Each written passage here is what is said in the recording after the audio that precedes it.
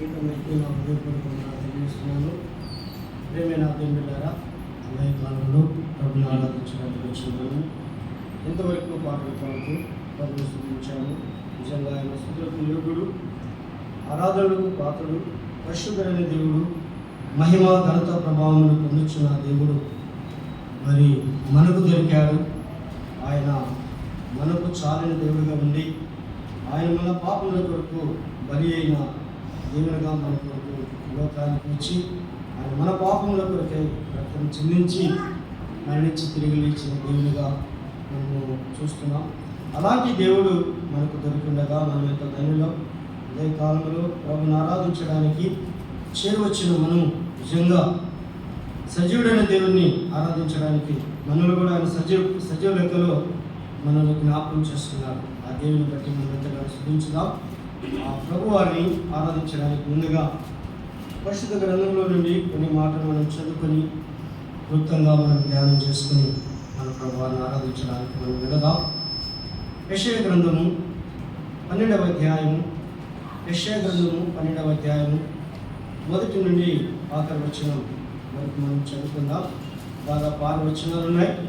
మనమందరము వచనం మార్చి వచనం మరి చదువుకుందాం. ఒక వచనం నేను, మరొక వచనం మీరు చదవాలని ప్రభు పేరిట కోరుచున్న యెషయా గ్రంథము 12వ అధ్యాయము 6వ వచనం, 1వ వచనం నుండి 6వ వచనం వరకు మనం చదువుకుందాం. 1వ వచనం నేను చదువుతాను.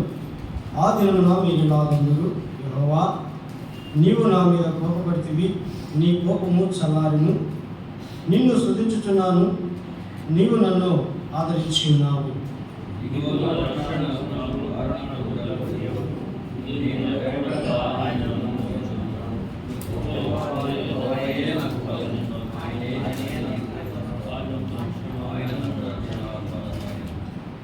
మూడవ వచనం నుండి, కావున మీరు ఆనందపడి రక్షణాధారములైన బౌలలో నుండి నీళ్లు చెందుకొందురు. ఆ దినమున మీరిలాగందురు,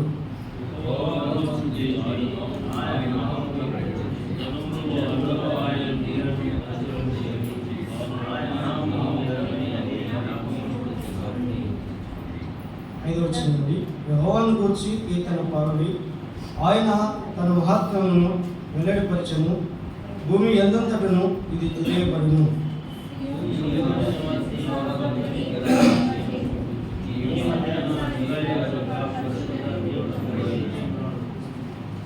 దయచేసి ఆలోచన మనమందరం గట్టిగా చదువుకుందామంటే అందరం కలిసి ఒక్కసారి గట్టిగా చదువుకొని ప్రభువాన్ని మహిమపరచుదాం. సియోను నివాసి ఉత్సాహధ్వని బిగ్గరగా చేయును, నీ మధ్యనున్న ఇశ్రాయేలు యొక్క పరిశుద్ధ దేవుడు ఘనుడై ఉన్నాడు. చివరి మాట, నీ మధ్యనున్న ఇశ్రాయేలీయుల యొక్క దేవుడు పరిశుద్ధుడు, పరిశుద్ధ దేవుడు ఘనుడై ఉన్నాడు. ఇదే కాలంలో మన ప్రభువాన్ని ఆరాధించడానికి వచ్చిన మనము మన ప్రభు అయిన యేసుక్రీస్తు వారు ఎలాగ ఉన్నారంటే మన మధ్యలో పరిశుద్ధ దేవుడు, ఘనుడైన దేవుడు. ఎలాంటి దేవుడు అంట? నీ మధ్యనున్న ఇశ్రాయేలు యొక్క పరిశుద్ధ దేవుడు ఘనుడై ఉన్నాడు. ప్రియులరా, ఇదే కాలంలో ప్రభుని ఆరాధించడానికి వచ్చిన మనం మన ప్రభు వారు ఘనుడైన దేవుడు అనే సత్యాన్ని మనం ఎరగాలి అని మనం జ్ఞాపకం చేసుకుందాం.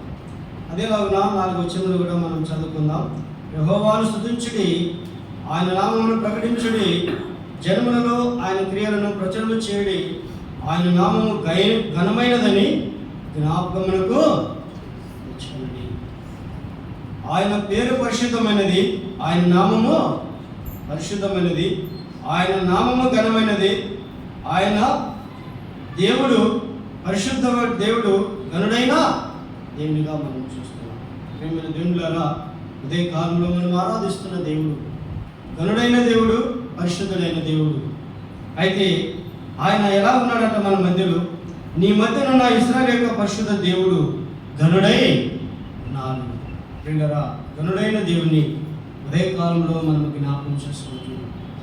పరిశుద్ధ దేవుణ్ణి మనము జ్ఞాపకం చేసుకుంటున్నాం. ప్రియులారా, అలనాటి ఇశ్రాయేలు ప్రజలను ఐగుప్తు బానిసత్వం నుండి ఆయన విడిపించి నడిపిస్తున్నప్పుడు ఎన్నో తెగుల నుండి, ఎన్నో అపాయాల నుండి ఎన్నో విషపురుగుల కాటు నుండి ప్రభువారు వారు తప్పించి కాపాడి సంరక్షించి నడిపిస్తున్నారు. అయితే ఒక సందర్భములో వారు వెళుతున్న మార్గములో ముందు సముద్రము వారికి ఎదురైంది. వారు నడిచి వస్తున్న మార్గములో ముందు వారికి సముద్రం ఎదురైంది. మరి వెనుకల శత్రువు వెంటాడుతున్నారు. అలాంటి సమయంలో మోసే ప్రభువారిని యెహోవా దేవుని ప్రార్థించినప్పుడు మోషేతో దేవుడు ఒక మాట అన్నాడు, నీ చేతిలో ఏమున్నది? అది కర్ర అన్నాడు. అయితే ఆ కర్రను ఆ సముద్రం వైపు చాపన్నాడు. ప్రియమైన దేవులారా, చూడండి, దేవుని యొక్క అద్భుతమైన హస్తం ఎంత గొప్ప కార్యం చేసిందో మనం చూస్తున్నాం. మోసే చేతిలో ఉన్న కర్ర ఆ సముద్రం వైపు చాపాడు. అయితే ప్రియులారా, ఆ సముద్రం వైపు చాపగా ఆ సముద్రం ఏమైందండి? 2 పాయలుగా అయినట్లుగా మనం చూస్తున్నాం. ఆ సముద్రము 2 పాయలుగా అయినప్పుడు దేవుని ప్రజలైనటువంటి ఇశ్రాయేలు ప్రజలు ఆ సముద్రం మధ్యలో నడుచుకుంటూ వెళుతూ ఉన్నారు. భార్య, బిడ్డలు, పశువులు వారు కలిగిన సమస్తాన్ని తీసుకుని ఆ సముద్ర మార్గంలో వెళుతూ ఉన్నారు. తన ప్రజలను ఇశ్రాయేలు ప్రజలు అద్దరినే చేరారు. అయితే శత్రు సైన్యము వెంటాడుతున్నటువంటి వారిని తరుముకుంటూ వస్తున్నారు. ఇదిగో మనము వెంటాడుతున్న శత్రు వారు మనకు దొరుకుతున్నారు, మనకు అందుబాటులో ఉన్నారని వారు సముద్రము మధ్యలో అలాగూ దాటుకుంటూ వస్తున్నారు. ప్రియులారా, సముద్రం మధ్య భాగానికి రాగానే దేవుడైన యెహోవా కార్యము చేశాడు. సముద్రం మరలా 2 పాయలుగా అయి ఆ సముద్రం మరలా యథారీతిగా ప్రవహించడం ప్రారంభించింది. ఆ సముద్రం మధ్యలో ఉన్నటువంటి శత్రు సైన్యము ఆ నీళ్లు ప్రవాహానికి తట్టుకొని వారు కొట్టుకొని పోతూ వారు శవాలుగా మిగిలిపోతున్నారు. ఇదంతా ఇశ్రాయేలు ప్రజలు ఆ అద్దరిగా చేరి ఆ శత్రువును సముద్రంలో చూస్తున్న సైన్యాన్ని చూస్తున్నారు. మమ్మల్ని తరుముతున్న సైన్యము సముద్రంలో కొట్టుకొని పోవచ్చున్నది.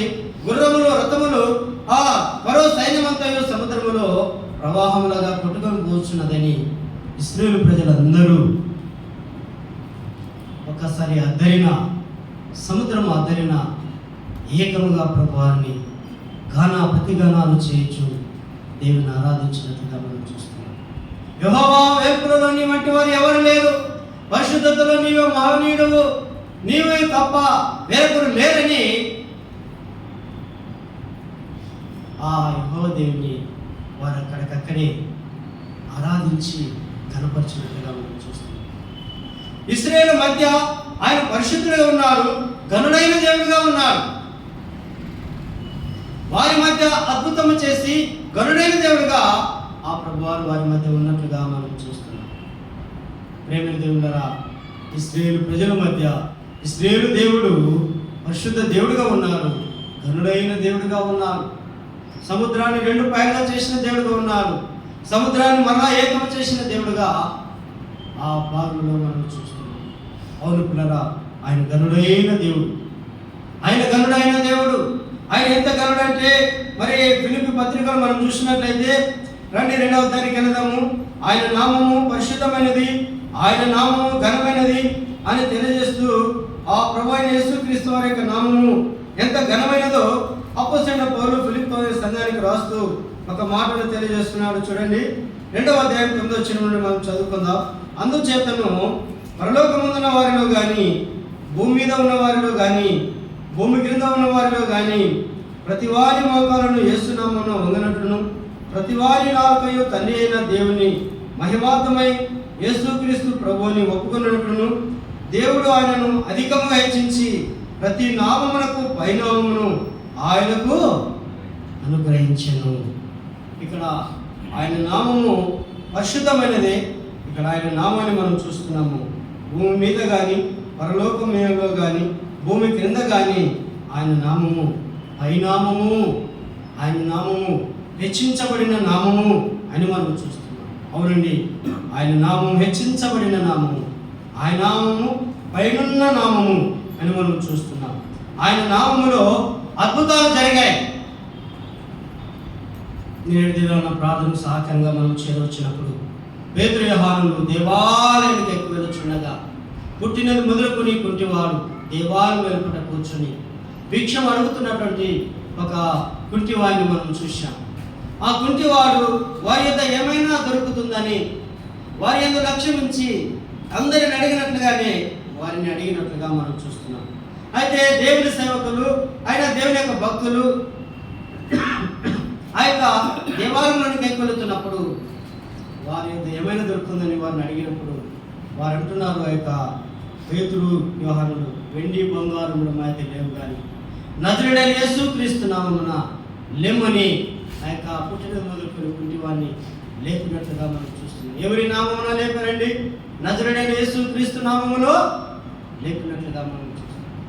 నజరేయుడైన యేసుక్రీస్తు నామములో అతడు స్వస్థత పొందినట్లుగా మనం చూస్తున్నాం.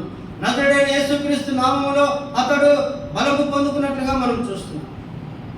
అయితే అతడు లేచి నిలిచి గంతులు వేయచ్చు, దేవాలయంలోనికి ఎక్కి వెళ్ళచ్చు, దేవుని స్తుతించినట్లుగా మనం చూస్తున్నాం. ఎవరి నామములో పుట్టినది మొదలుకొని పుట్టివాడు బాగయ్యాడండి, స్వస్థచిత్తుడయ్యాడండి, యేసుక్రీస్తు నామములో, నజరేయుడైన యేసుక్రీస్తు నామములో.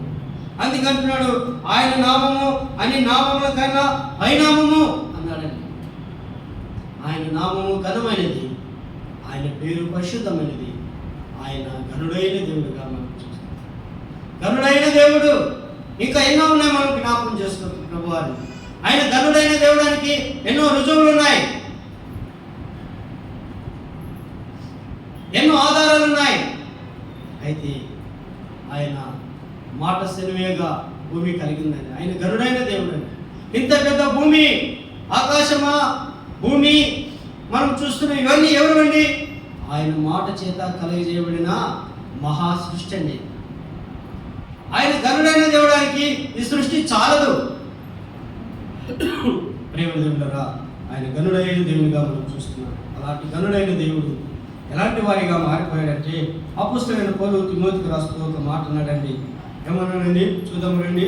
ఆయన ఘనుడైన దేవుడు, ఆయన నామము పరిశుద్ధమైనది, ఆయన నామము పైనామము అని మనం చూస్తున్నాం. అలాంటి ఘనుడైన దేవుడు ఆయన ఇశ్రాయేలు మధ్య పరిశుద్ధ దేవుడుగా ఘనుడైన దేవుడుగా ఉన్నాడు.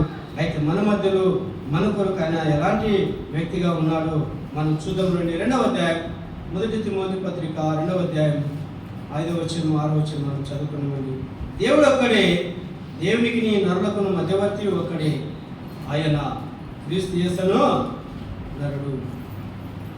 ఎవరంటేనా? దేవుడు ఒక్కడే, దేవునికి నీ నరులకును మధ్యవర్తి ఒక్కడే, ఆయన క్రీస్తు యేసును నరుడు అని మనం చూస్తున్నాం. ప్రేమికులారా, ఈ భాగాలు మనం చూసినట్లయితే ఈయన నరుడుగా నిలిచాడు. ఎవరికి? ఎవరి మధ్యన? అక్కడ మనం చూస్తున్నాము ఇశ్రాయేలు మధ్య పరిశుద్ధుడైన దేవుడు, ఘనుడైన దేవుడు అని మనం చూసాం.